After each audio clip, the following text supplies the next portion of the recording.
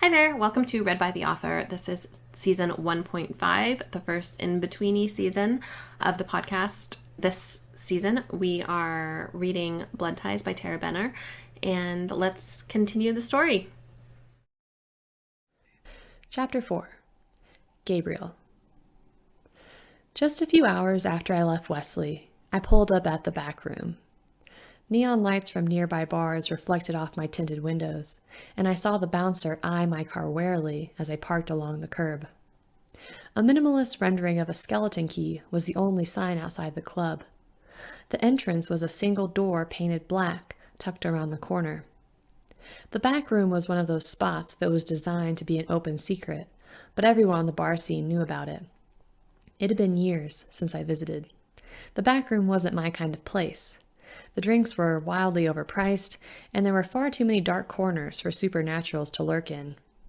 It wasn't really a draw for the sort of people I hunted, but witches and vamps have been known to turn up, and a hunter can never be too careful. I'd realized this was the place after Wesley had mentioned the stamp. I watched the bouncer roll an identical smudged key onto my wrist in black ink before grunting that I was free to go in. Unless there was some other bar that used the same stamp, the victim had likely been there the night he was killed. Inside, the club was a bluish haze of shadow and skin. A blue strip of neon light reflected off the shiny black bar top, and all the lights over the booths had matching shades made from translucent blue glass. Girls in skimpy dresses lounged in tufted leather booths on the main floor, while men watched them over the curved railing of the second-floor balcony. Techno music rattled my bones as I sidled up to the bar, searching for anyone who looked like they might be a vamp. Normally I would have been able to sense a vampire, but a crowded club like this one was the perfect cloaking device for any supernatural hoping to fly under my radar. There was too much ether in the air from the mortals to pick out anything distinct, even the ether black hole that vampires were. The dim bluish light made everyone look pale, so identifying one by sight wasn't likely. I slid onto a stool at the very end of the bar, where I was decidedly ignored by the sexy female bartender filling a line of shots for a bachelorette group. She was tattooed, pierced, and wearing a skimpy low-cut top. The bored look on her face told me she'd been at this for a while. "Excuse me," I said, leaning across the bar top as the bachelorette strutted off. "What can I get you?" she asked, not looking up as she mopped the shiny surface of the bar to clean up the tequila. "Have you seen this man in here?" I asked, holding up my phone. The waitress gave a reluctant sigh and bent across the bar to look. The whitish glow of my screen reflected in her big brown eyes. They were heavily made up with thick black eyeliner, and I saw that she had a rhinestone stud piercing through her meticulously penciled eyebrow. "I don't think so," she said, making a duck face. I knew she didn't want to get involved, but I felt fairly confident that she was telling the truth. I swiped to the right. "What about this guy?" The photo of the surgeon took over my screen, and the bartender studied him longer. I'd managed to swipe the pictures off of Wesley's phone when he'd gone out to buy another carton of ammunition. It was risky, trying to get ahead of him on this, but if a vampire was responsible for those killings, I needed to take care of her before Wesley got too close. "Sorry," said the bartender, eyeing me with distrust. "You a cop or something?" "Something like that," I said. "I'm asking because one of the victims was found with the backroom stamp on him. I thought he might have been here the night he was killed." "What night was that?" "I usually only work Saturdays and Wednesdays." "I don't know. Probably Thursday or Friday." "Shelley sometimes works on Friday," she said, turning to look toward the pretty blonde waitress serving drinks at one of the booths. When Shelley straightened up, my tattooed bartender waved her over. Shelley took her sweet-ass time approaching the bar, and I had to wonder what she thought this was about. She was quite a bit older than the tattooed bartender, but still extremely pretty. I could see the creases in the corners of her eyes, but they had a youthful kind of sparkle that some women never lose. "Shelley," said the bartender. "Angel," I think her tag said. "Were you working Friday?" "Yeah," said Shelley, smacking her gum and giving me an appraising look. "He's a cop," said Angel. "He's looking for info on these guys." I didn't bother to correct her. I just held up the phone so Shelley could get a closer look. "Nah," said Shelley. "He came in on Friday?" "Most likely," I said. "What about this guy?" Shelley squinted at my phone, but then shook her head. In that moment, I couldn't tell whether or not she was being truthful. There was something behind those big, made-up eyes. I could see that she was the sort of woman who kept her true thoughts hidden under a charming and agreeable persona. Seeing that I wasn't going to get any information, I tucked my phone back into my pocket. "Thank you for your help, ladies," I said, reaching out to pin Shelley's wrist to the bar top and looking deep into her eyes. "Now you will forget that I was ever here, asking about these men." Larimer Tavern was about the farthest thing from the back room in presentation and clientele. It was a squatty dive bar in Golden with a window AC unit rattling along the side of the building. A single strip of red neon lit a white banner advertising $2 pints. The other side of the building was taken up by smudgy windows streaked with the rainbow lights of beer signs. At the corner was a red brick entrance. The generic neon bar sign over the door was burnt out on one side. I had no business being over there. Larimer Tavern was north of I-70, and the highway denoted the boundary where my territory ended and Kane's began. I didn't have the authority to pursue supernaturals up there unless I could prove they resided in my jurisdiction. Territorial disputes got more hunters killed than witches, werewolves, and vampires combined. But Larimer Tavern was the only place I was sure to run into Kilgore. Vampires weren't big on sharing their home addresses with hunters, even when you had a decent working relationship. They didn't trust us any more than we trusted them, and we both had good reason. Stepping inside, I was assaulted by the scent of stale beer, burnt popcorn, and hot dogs. Bottles of flavored liquor and smudged glasses gleamed behind the sticky laminate bar top, and the chalkboard over the bar advertised pictures of Pabst Blue Ribbon for just $5. A sign behind the cash register read, "Prices subject to change according to customers' attitude." One only had to glance around at the tavern's surly clientele to guess why that sign was there. Half a dozen pairs of shifty eyes followed me as I made my way down the bar. They were mostly gritty and middle-aged, but there were a few 30-somethings in t-shirts and trucker hats. Lucky for me, Kilgore was seated at the far end of the bar. He was hunched and very pale, with hair the color of mop water sticking out from around his ears. Dressed in a pair of old Levi's and a brown bomber jacket, he looked like any other guy in there. He didn't look up as I approached, but I knew he'd been aware of my presence since I'd parked my car. Vampires were extremely sensitive to a hunter's ether. They could pick us out of a crowd from half a mile away.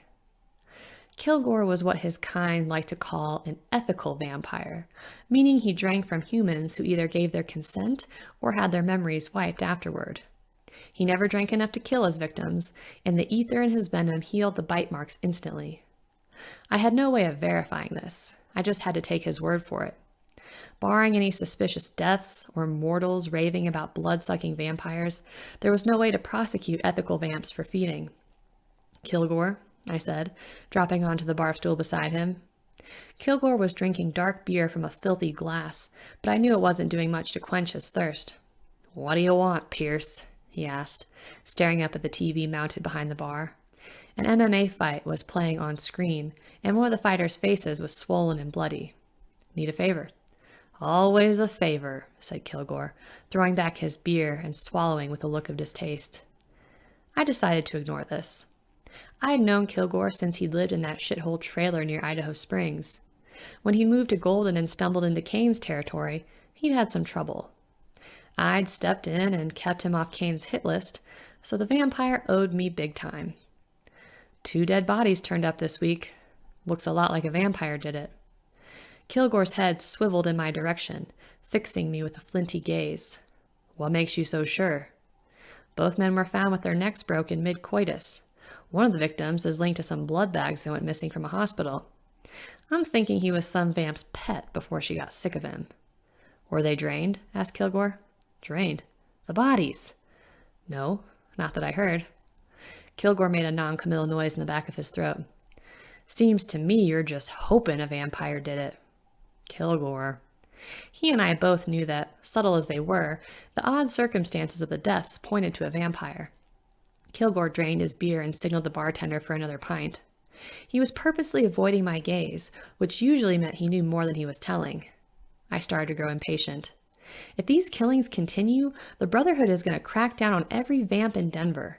People notice when white-collar men start turning up dead.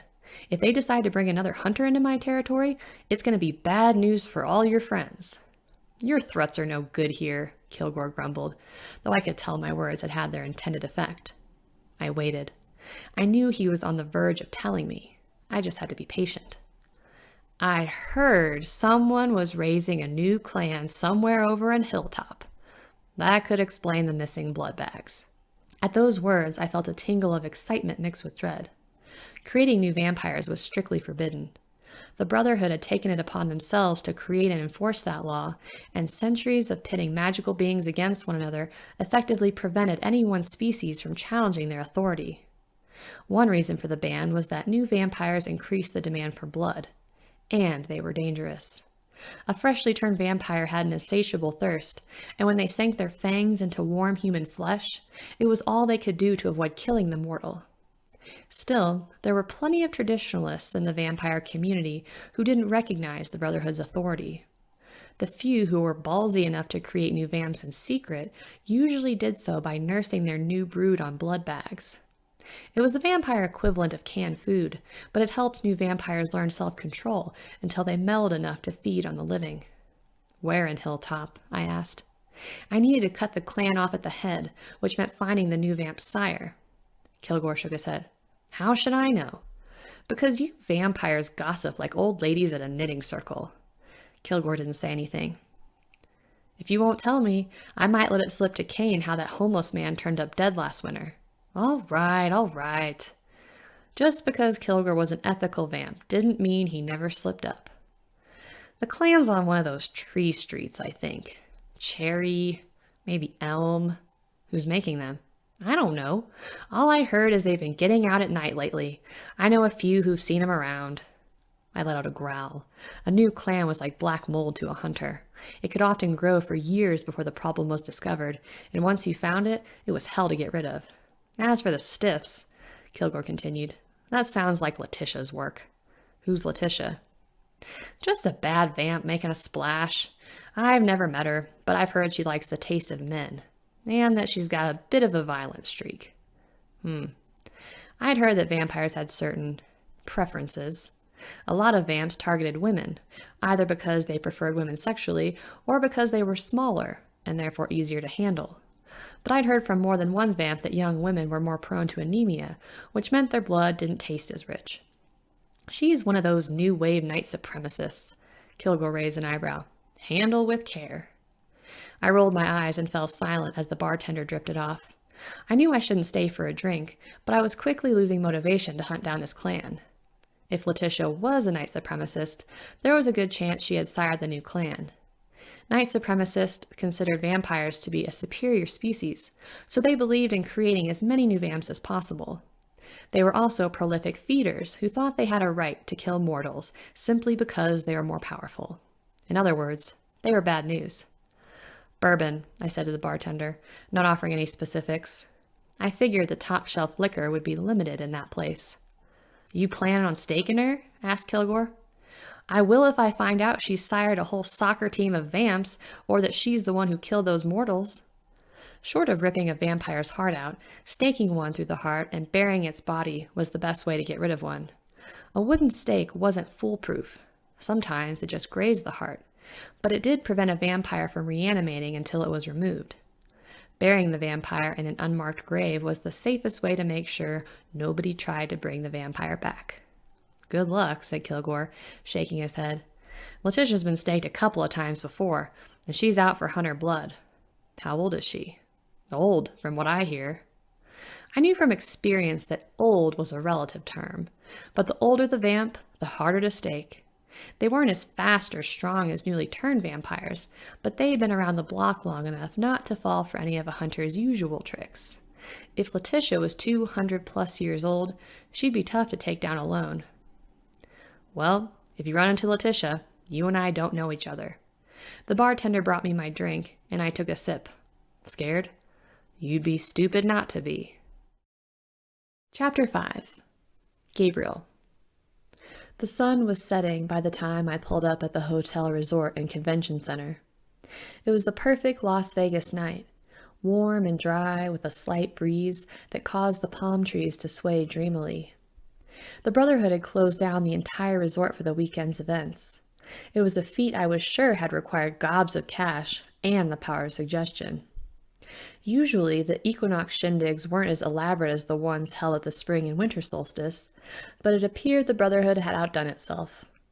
The hotel was enormous and shamelessly decadent. A man-made canal flowed along one side of the building, which towered over the glowing skyline. 2 guys in suits were stationed just outside the marble-floored lobby, ready to turn away any mortals or supernaturals who might have an inkling to crash the party. The sign out front had advertised some fake B2B trade show being held that weekend, but you never knew who might show up. The solstice gatherings were members only, but the equinox events were open to all hunters, even those who hadn't taken an oath. While the Brotherhood of Kincardineshire claimed that these conventions were designed to keep their members up to date on the latest techniques, they really served 3 purposes: to dazzle unaffiliated hunters with swanky accommodations and perks, to engender goodwill among pledged members, and to keep tabs on the more elusive hunters and ensure our loyalty. Banners emblazoned with the wheel of the hunt hung from the sweeping white pillars I passed, and I caught sight of a few familiar faces as I checked in and gave my luggage to a bellhop. I seldom attended the equinox events, but I'd come to gather information about the new clan. I'd used up all my goodwill in the vampire community, and sometimes other hunters heard things. I felt the rhythmic throb of bass before I even reached the convention hall. I walked through a set of double doors and found my path blocked by 2 scantily clad mortal waitresses. 95% of hunters were men, which explained the choice of help. I took an acid green shot from the tray one was holding and dutifully tossed it back. I hissed as the sour apple flavor hit the back of my throat. At least the drinks were free. As I walked into the first room, I was blinded by dancing laser beams. The latest model Kawasaki Ninja H2 was spinning on a giant turntable, illuminated by a blue spotlight. A cityscape was projected onto the wall behind it, and a pretty brunette model in a pleather vest and shorts gestured to the motorcycle and beamed. I kept walking into the cavernous main room, which had been transformed into a maze of booths. Hundreds of mortal vendors turned out for these things, only to return home with a sudden spike in sales and no memory of how they'd gotten them. They were showing off the latest and greatest hunter toys: crossbows, firearms, motorcycles, sports cars, swords, silver daggers, and throwing stars. My eyes lingered on a state-of-the-art home forge for making custom weapons and ammo. On the main stage, a bald, muscular man was demoing a tactical repeating crossbow on Halloweenish dummies of vampires and werewolves. I needed one of those.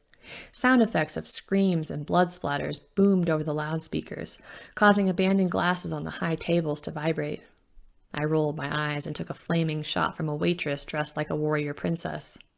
This one made the inside of my chest burn, but left a pleasant cinnamony aftertaste. The boom of a portable trunk cannon to my left made me jump back so fast that I almost crashed into a table. The hunters who ran these things seemed to enjoy the challenge of seeing just how big they could go without exposing our world. Over the last 500 years, there had been a steady decline in mortals' beliefs in all things supernatural.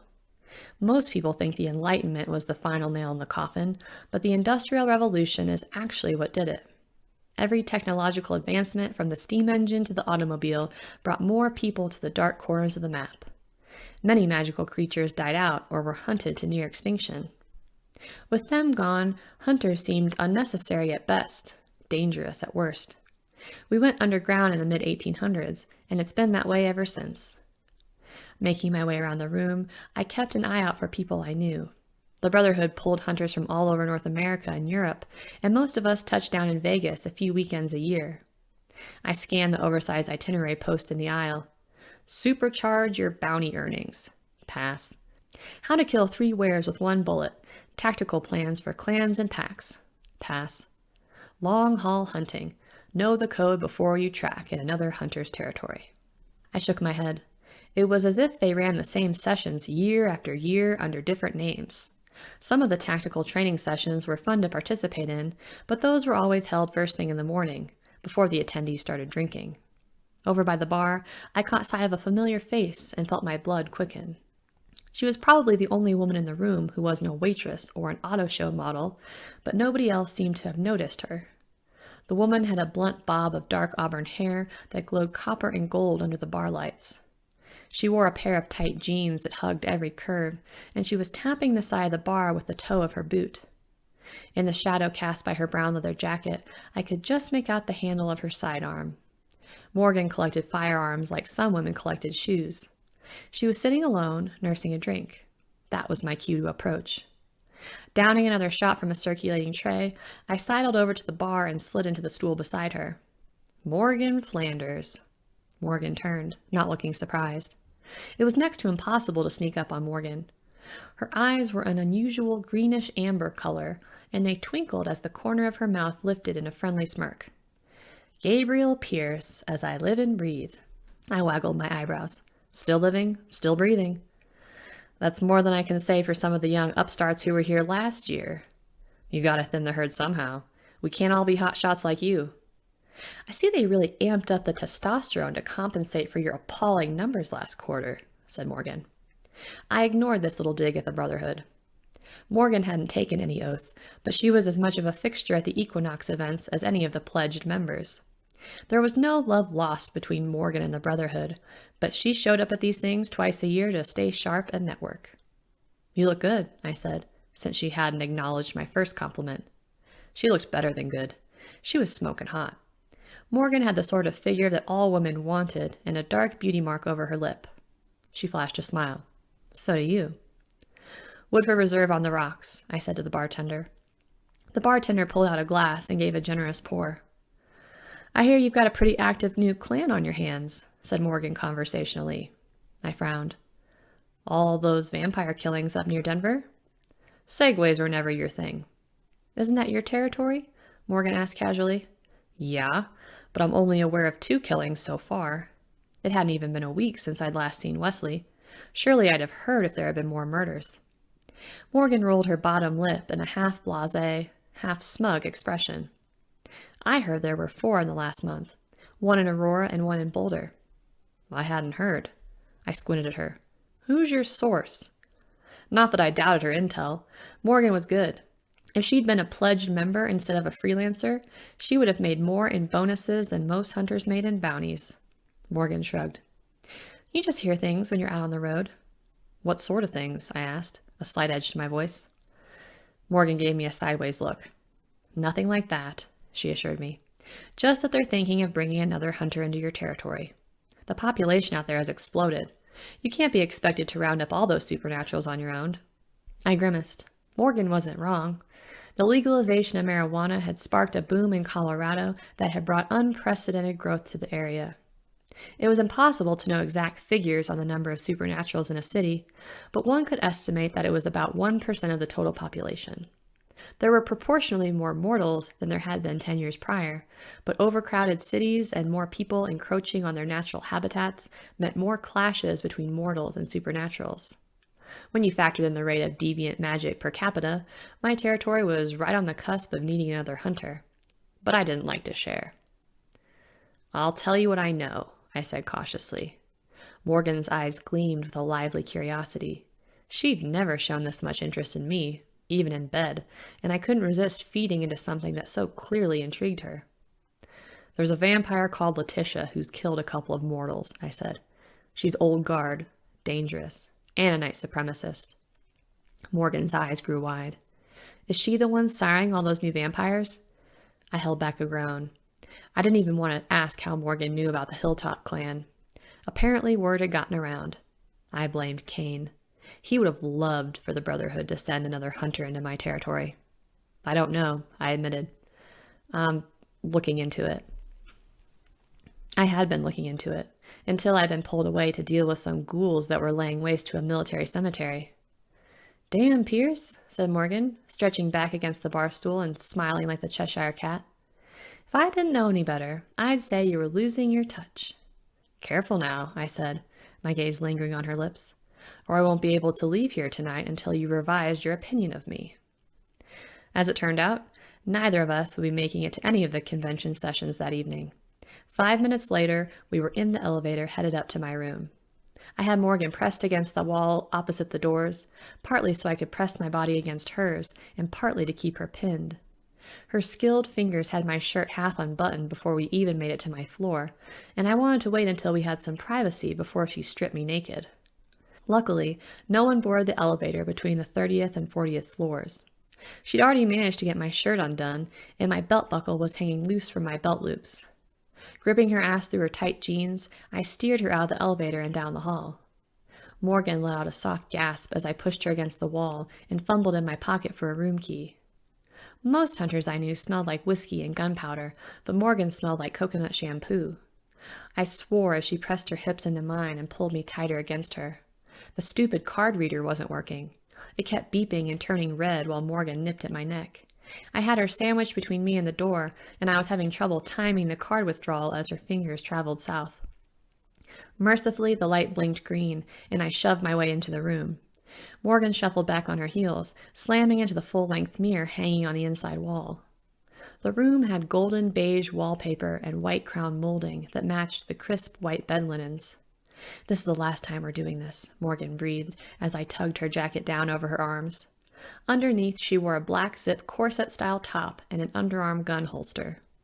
I laughed into the little indent where her jawline met her neck. "You say that every year." "I mean it every year," said Morgan as she pulled off my jacket and shirt. "You aren't even my type." But her expression said something different as she studied me against the mirror. Her greenish amber eyes seemed to glow like a cat's, and I sensed a hunger in her so strong that I could practically taste it. She dove in to lick me nipple to clavicle, and I suppressed an involuntary shudder. I fumbled with her holster. She was packing a little Glock Nano against her breast, right above the full-size version. I carefully removed them both before tossing them onto the tufted beige love seat. "And what is your type?" "Nice guys." "I can be nice," I protested, my abdominals tightening as she unzipped my fly. Morgan chuckled against my mouth, and I pulled her hips into mine. "We're too much alike," she murmured, deftly removing my concealed pistol from the holster inside my pants. In one swift motion, I unzipped her top. Underneath, she wore a see-through mesh bra that gave me an unobstructed view of her breasts. "I could name a few key differences," I breathed. Normally, I wouldn't let another hunter see me so unguarded, but I trusted Morgan, as much as one could trust a rival hunter. In any case, we were both breathing hard, and Morgan's smooth, athletic body quivered at my touch. Bending down on one knee, I pried my gaze away from her hard little nipples that were pressing through the black mesh. Her head fell back in a peal of wild laughter, and I took the opportunity to grab her around the hips and toss her onto the king-size bed. She landed with a bounce and another musical laugh, kicking off her boots. She had a silver dagger holstered at her ankle, and I removed this carefully before peeling off her socks and jeans. The sight of her splay beneath me in nothing but a see-through bra and a pair of equally see-through panties was almost more than I could stand. Stumbling out of my own jeans, I lay down between her thighs and looked up into her face. She was watching me with a slight challenge in her eyes, which had taken on a stronger golden hue against the beigey backdrop of the wallpaper. "Still think I've lost my touch?" She grinned, and I realized how much I liked how the little beauty mark set off her smirk. "That remains to be seen." Moving like a wolf stalking its prey, I ran a finger over her through her panties and then ripped them off in a flash. I heard a sharp intake of breath as I teased her, cupping her thighs with my hands to spread her open more. She squirmed beneath me, and I could see her stomach clenching and releasing as she rocked her hips against me. I licked and caressed until I was sure she was nearly there. Then I stopped, looked up, and managed to gasp, "What's your interest in the vampire killings?" Morgan raised her head off the covers, fixing me with a murderous look. Her lips jutted forward in a vengeful pout, and those feline eyes could have cut glass. Seeing that she wasn't going to answer me, I gave her an admonishing look and slid up her body until our noses touched.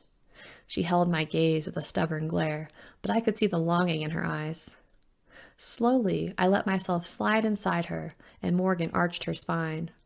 Her head fell back, revealing the long line of her throat and chin. My forearm shook as I slid in deeper, and all my curiosity seemed to melt away. But I knew this was my best chance to get some answers, so I planted a trail of soft kisses down her throat. "Why did you ask me about the vampires?" I asked, punctuating my words with a thrust. But Morgan just lifted her hips to meet mine, and I grabbed my back molars together. My vision blurred as I stared down at her, awash in the golden light from the lamp. I wasn't going to win this one. Her breasts quivered with every thrust, and I desperately wanted to see them free. Reaching behind me, I took up Morgan's silver dagger and carefully removed it from its sheath. A jolt of fear and ecstasy flashed through her eyes as I lowered it to her sternum. The knife cut through the flimsy fabric easily, and I dipped my head to bite her nipple. She squirmed beneath me, hooked a leg around my waist, and pushed me onto my back. My head hit the bed, and I forgot to breathe as I stared up at Morgan straddling me. She seemed to forget who I was as she tilted her head back and rolled her hips. Her nails dug into the flesh at my chest, and it was all I could do to let her finish before I exploded into 1,000 pieces. She threw her leg over and collapsed beside me, her chest rising and falling rhythmically. We'd been in sync only a second before, but the cadence of our breathing was now almost reversed. A warm flush colored her cheeks, and she looked uncharacteristically soft for a moment. I realized belatedly that she'd won. She still hadn't told me about her interest in the vampires.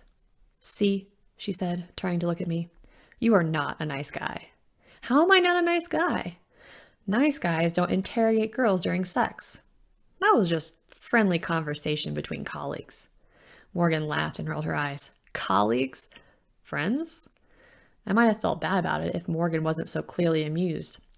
We'd always been better friends than lovers. Nothing had changed in the 8 years I'd known her, and a hunter's lifestyle wasn't conducive to serious relationships anyway. "What do you want?" I asked. "For me to weep after sex and throw rose petals at your feet?" "I could do without the weeping, but rose petals might be nice." "How about chocolate?" Morgan glared at me suspiciously, so I got up and went to my suitcase. I unzipped the top and withdrew a small white box wrapped in shimmering gold ribbon. I tossed it onto her lap. Inside were dark chocolate peanut butter buckets from the Rocky Mountain Chocolate Factory. They were basically giant peanut butter cups, and they were Morgan's favorite. She opened the box and smelled them carefully, as though she were sniffing for poison. "You trying to butter me up, Pierce?" "I'm always trying to butter you up." Morgan rolled her eyes, and I could tell that the pillow talk portion of the evening was over. She sat up quickly and threw her legs over the bed, fiddling with her corset top. I watched her move around the room collecting clothes and weapons, feeling the premature sting of loneliness. Once she had her jeans back on and the baby Glock wedged under her boob, she turned to me with that familiar mischievous look. "If it's any consolation, Pierce, you haven't lost your touch." Chapter 6. Wesley. The club was still mostly empty by the time Gabriel showed up. He sauntered in wearing jeans and a t-shirt, not bothering to conceal his derisive expression. Wesley had been slightly surprised that Gabe had agreed to meet him at a nightclub at 9 o'clock on a Monday. But lately, when Wesley called, Gabe showed up. It was almost as though his brother missed him. The back room was exactly the sort of place that Gabriel normally wouldn't have been caught dead. The drinks were overpriced, the club tried too hard to be cool, and the regular crowd skewed young and shallow. If it was possible to be pretentious about pretension, Gabe could walk that line. He always drank the most expensive liquor, but he rolled his eyes anytime someone brought up a wine's mouthfeel or homemade bitters. "What's with the belt buckle?" Gabe asked as soon as he joined Wesley at the bar. Wesley was wearing the broad silver Thunderbird buckle that their dad had bought in Gallup, New Mexico. "Trying out a look," he said with a shrug. Gabriel gave him an appraising look, taking in Wesley's blue button-up, dark jeans, and cognac leather boots. He gave an approving nod. "Looks good." "Thanks," said Wesley, slightly relieved. Part of him had been worried that he'd never live down the night he'd shown up to the club wearing the old Navajo belt buckle. To Wesley, it seemed that his brother never had to try very hard, and that he always seemed to show up in the correct attire. While most of the other guys there were wearing nice jeans, collared shirts, and even sport coats, the girls sitting at the table just behind them followed Gabe with their eyes. "Why did you want to meet here?" he asked, eyeing the attractive tattooed bartender. "I got a lead," said Wesley. "The surgeon who was murdered had this club stamp on his wrist, which means someone here saw him just before he died." "So?" said Gabriel, trying to signal the bartender. "So I still haven't found anything that links the two victims. This could be the place." "Do you think these killings are related to the ones in Aurora and Boulder?" Gabriel asked. Wesley stared. He was certain he hadn't told Gabe about the other homicides. He'd only just discovered the link himself a few days before, when they'd gotten a hit on the killer's DNA. The woman's DNA had been found on 2 other bodies, though they still didn't have an ID. "How did you know about those cases?" he asked, careful not to raise his voice loud enough for the other patrons to hear. Gabriel shrugged, but avoided his gaze. "I was curious, so I did a quick search. I thought they looked pretty similar to yours." Wesley nodded, but he had the strange feeling that Gabriel wasn't telling him the truth. He wasn't sure what kind of internet query would have brought up those particular cases. The police had tried to keep the more salacious details out of the papers. He wasn't sure the articles even mentioned that they'd been found half-dressed. Still, Gabe was right. The homicides were remarkably similar. Both had been men in their late 30s at the top of their fields, found with their spinal cords severed. One of the victims had founded some hot new startup and had been featured on Fortune's 40 Under 40 list. The other had been the president of a medical group. The only thing missing were the ligature marks, though it was possible the killer had only recently started strangling her victims. Another bartender, a smiling redhead, came over to take Gabe's drink order. He ordered something called Widow Jane, still watching the tattooed bartender out of the corner of his eye. "You think the killer is a regular here?" he asked. Wesley gave a non-committal tilt of his head. So far, he had nothing linking the other victims to the club, but if he could find a witness who'd seen Dr. McCann that night, he might get a lead on a potential suspect. At the very least, it would help him paint a picture of the victim's final days. "I've been coming here every night since Friday," he said. "I'm hoping I can get the owner to talk to me."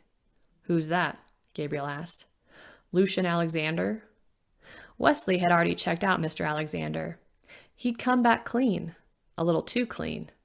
The man didn't even have a speeding ticket, which was odd in itself for a club owner. The type of men who owned nightlight spots like the Backroom rarely reached the age of 40 without any drug offenses, DWIs, or misdemeanor assault charges. As if on cue, Wesley spotted a good-looking black man in a nice charcoal suit working his way across the room. He was tall and lean with a neat goatee, and he wore his hair shorn very close to the scalp. The man stopped every now and then to greet patrons and shake their hands. It had to be Lucian Alexander. Gabriel looked over his shoulder, and Alexander's gaze flickered over to the brothers. He was still leaning in to hear what a woman in one of the far booths was saying, but Wesley knew he was aware of their presence. By the time the bartender had brought Gabriel his drink, Alexander was making his way over. "You must be Detective Pierce," he said, his voice low and subdued, but still oddly welcoming. "Lucian Alexander, owner and proprietor." Wesley held out a hand and cracked a smile. "Is it that obvious?" Lucian flashed a set of very white teeth. "I know a cop when I see one, Detective." "Please, call me Wesley," said Wes, shaking his hand. "This is my brother, Gabriel." "Nice to meet you," said Lucian. "The pleasure's all mine." But Lucian's lip curled in a way that made Wesley think he and Gabe knew one another. "Rachel, would you get the detective a refill?" Lucian asked the red-headed bartender as she wiped down the counter. "On the house." Wesley smiled, but didn't let his guard down. Lucian Alexander was polished and likable, but Wesley had dealt with men like him before. Wealthy club owners went out of their way to be helpful and generous, but their cooperation tended to dry up the second a case jeopardized their interests. "I apologize that I couldn't make myself available sooner," said Lucian, running a thumb down his suit jacket and unbuttoning it. "I was away dealing with some supply chain issues. My manager said that you had some questions." "Yes," said Wesley, clearing his throat. It was odd conducting an interview with Gabriel present. "I'm sure you've seen it in the papers. 2 men were recently murdered." Lucian gave a solemn nod. "Eric Peckman and Dr. McCann, was it?" "That's right." Wesley paused, deciding how he wanted to proceed.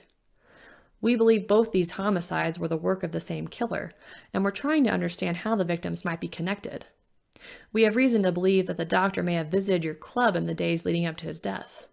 He pulled out his phone to show him Dr. McCann's photo. "Do you remember seeing him?" Lucian dutifully studied the picture, but drew in a quick breath of air. "Detective, on an average Friday or Saturday night, we have 600 people come through that door." He shook his head. By last call, I'm completely beat. Unless he's a regular or I personally escort him from the building, I wouldn't be able to pull any one of our patrons out of a lineup. Wesley nodded, feeling a slight kick of disappointment. He'd known it was a long shot. Lucian shifted as if he intended to get up, but Wesley wasn't ready to let him go just yet. He had a feeling that someone knew something. It was just a matter of finding them. Thinking hard, he caught a glimpse of Gabriel's wrist. He was turning his tumbler of whiskey absently, still watching the tattooed bartender out of the corner of his eye. The key stamp on his wrist was black, not red as the victim's had been. "Say," said Wesley, caught by a sudden burst of inspiration. "The stamp we found on Dr. McCann was done in red ink. Is there any other club in town that has a similar emblem to yours?" "Excuse me," said Gabriel, getting up and walking toward the back of the club. The tattooed bartender had just caught sight of him and was staring at Gabe with something like recognition. "Not in town," said Lucian, frowning, "but our sister club in Fort Collins might use red." "There's another back room in Fort Collins?" Lucian nodded. "Well, that was something, but it didn't quite fit. To Wesley's knowledge, no victims had turned up in Fort Collins. Yet. "We also use the red stamp for our play parties," said Lucian in an offhand voice. "Play parties?" Lucian tilted his head to the side, looking suddenly reticent. "Twice a month, we hold a play party for the BDSM community. They take over the whole club." "And when was the last one of these parties?" "A week ago Thursday." Suddenly, it was as if a light had gone on for Wesley. "Any, party-goers come in from out of town?" "Oh, yeah," said Lucian. "They come from all over. We have some of the largest gatherings in the state." "Any of your normal help work the party that night?" Lucian nodded slowly, looking as though he were trying to remember. "Shelley, I think. I can't remember who else. I'd have to check the schedule." "And your next party is?" "This Thursday. It's leather night." Wesley raised an eyebrow but didn't comment. "I'd like to come if you don't mind, to see if anyone there remembers Dr. McCann." "I'll have to clear it with the dungeon master first. Generally, all first-timers must know someone in the community who will vouch for them." "That would be great," said Wesley, wondering what the hell a dungeon master was. "Is there anything I should know about the party?" "Just that the dress code is strictly enforced. Make sure you wear something leather."